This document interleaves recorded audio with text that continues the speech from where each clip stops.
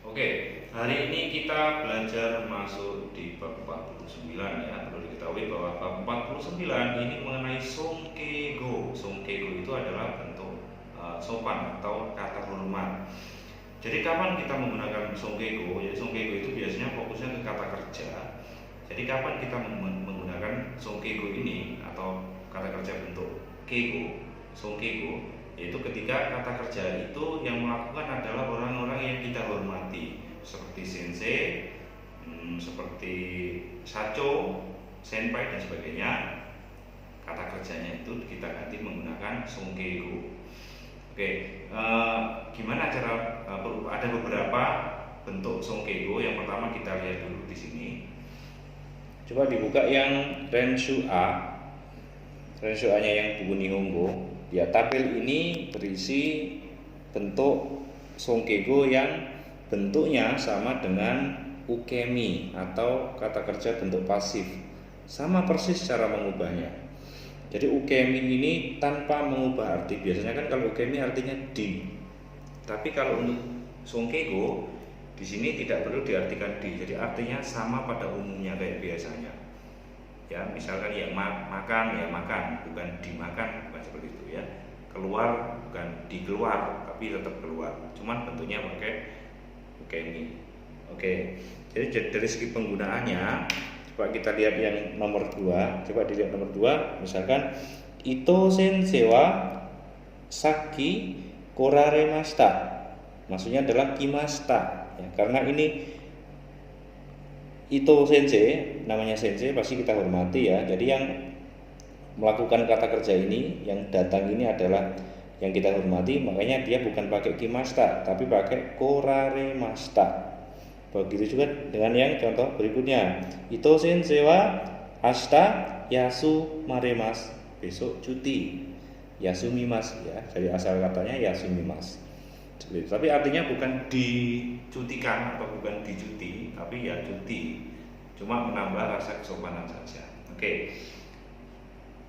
Berikutnya adalah, nah ini yang ketiga. Ini terlepas dari yang ukemi tadi. Ini adalah bentuk songkego yang berikutnya, yaitu pakai pola kata kerja bentuk mas, tapi masnya dihilangkan, diganti ni narimas.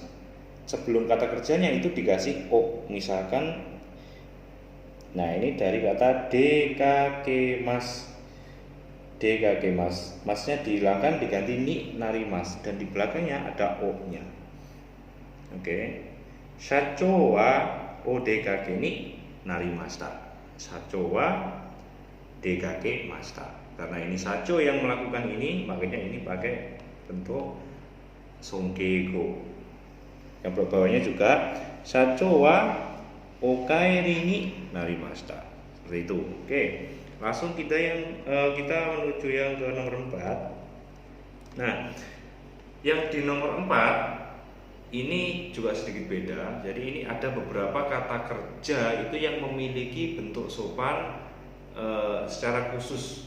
Jadi tidak perlu menggunakan kata sopan pakai ukemi tadi, sama yang o nani ni narimas.